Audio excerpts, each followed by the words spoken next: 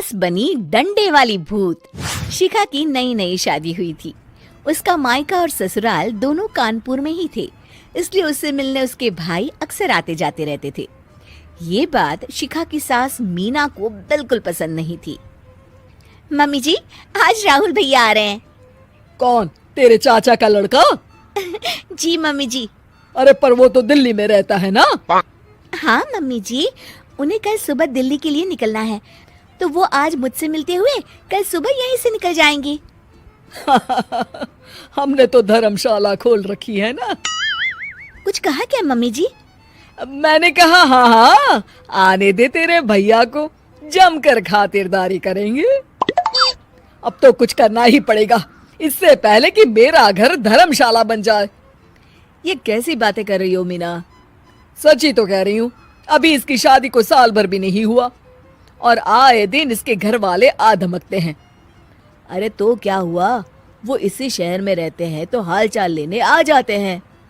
इस बार मैं उनका हाल और चाल दोनों ही बिगाड़ दूंगी। अब बहुत हो गया जी। अरे ये कैसी बातें कर रही हो, हे भगवान, बस आप तो देखते जाइए। शाम को राहुल आता है। नमस्ते आंटी, कैसे हैं आप लोग? हम लोग तो ठीक है, तुम कैसे हो बेटा? मैं भी अच्छा ही हूँ आंटी। बस आज रात के बाद नहीं रहोगे। चलिए भैया, मैं आपको हमारा घर दिखाती हूँ। रात में खाने के टेबल पर शिखा, रोहित कहीं दिखाई नहीं दे रहा। जी भैया, वो ऑफिस के काम से बाहर गए हैं, कल शाम तक आएंगे। अच्छा अच्छा। बेटा, क्या तुम भूत प्रेत में मानते हो? नहीं नहीं आंटी जी, पर अचानक आपको ये ख्याल कहाँ से आ गया? पता नहीं क्यों, कभी कभी मुझे लगता है जैसे रात के समय बैठक में कोई घूमता रहता है। ये आप क्या कह रही हैं मम्मी जी? हाँ, तुम लोग घबरा ना जाओ, इसलिए मैंने आज तक इस बारे में कुछ नहीं कहा। ये आपका वहम होगा आंटी जी, ऐसा कुछ नहीं होता। हो सकता है। चलो अब मेरा सोने का टाइम हो गया है तो चलती हूँ मैं। शिखा बेटा, राहुल के सोने की व्यवस्था वहीं दीवान पर कर देना। जी पापा जी। अब चलिए भी। अच्छा, तो बैठक में सोने वाले हैं साहबजादे। क्या बड़बड़ा रही हो?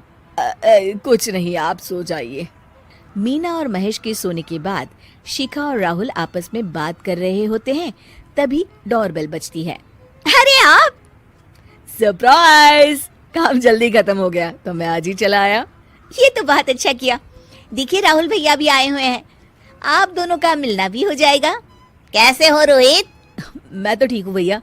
शिखा, मैं भी आज यहीं सो जाता हूँ, राहुल भैया से बातचीत भी हो जाएगी। अच्छा अच्छा ठीक है। मीना आधी रात को उठती है, कंबल मुंह से पैर तक ओढ़ के डंडा लेके बैठक में आती है और देखती है दीवान पर चादर ओढ़े कोई लेटा हुआ है। देखो तो कैसे मजे से सो रहा है बहन के ससुराल में। मीना ताबड़तोड़ 4-5 डंडे मार देती है। अरे मर गया, अरे बचाओ बचाओ, कौन है? मीना जल्दी से अपने कमरे में भाग जाती है। हे भगवान, ये मैंने क्या किया? ये रोहित कहाँ से आ गया? लगता है ये नालायक राहुल मेहमानों वाले कमरे में सो गया होगा। आज तो इसकी खैर नहीं। उधर बैठक में, अरे क्या हुआ रोहित? मैं बाथरूम में था, तुम्हारे चिल्लाने की आवाज सुनी।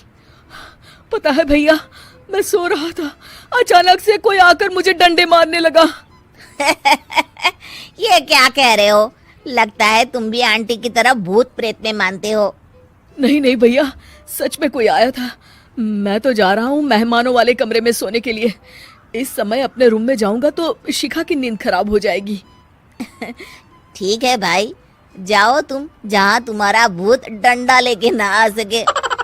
थोड़ी देर बाद मीना कंबल ओढ़ के डंडा लेकर मेहमानों वाले कमरे में पहुंच जाती है। वो बिस्तर पर से रोहित को फिर डंडों से मारने लगती है। अरे मर गया, अरे मर गया। तू भूत प्रेत में नहीं मानता ना? ये ले, अब डंडे खा। हैं? ये तो माँ की आवाज है। रोहित कंबल खींच देता है। बेटा तू! अरे ये क्या कर रही हो माँ? मार मार के मेरा भरता बना दिया आपने। माफ कर दे मेरे लाल, मैंने तो तुझे ही मार मार के लाल कर दिया। मैं तो उस राहुल के बच्चे को सबक सिखाना चाहती थी। राहुल भैया को? हाँ बेटा, मुझे लगा अगर उसे डंडे मारूंगी तो शिखा के मायके वाले यहाँ आना छोड़ देंगे। हे भगवान, माँ ये घर शिखा का भी है, उसके घर वाले जब चाहे आ सकते हैं। हाँ बेटा, आज मुझे भगवान का इशारा समझ में आ गया। मैं कितना गलत करने चली थी और अपने ही बेटे को चोट पहुंचा दी। अब चुपचाप जाके सो जाओ माँ, और किसी को कुछ बताने की जरूरत भी नहीं है। शिक्षा दूसरों का बुरा चाहने वालों के साथ भी बुरा ही होता है।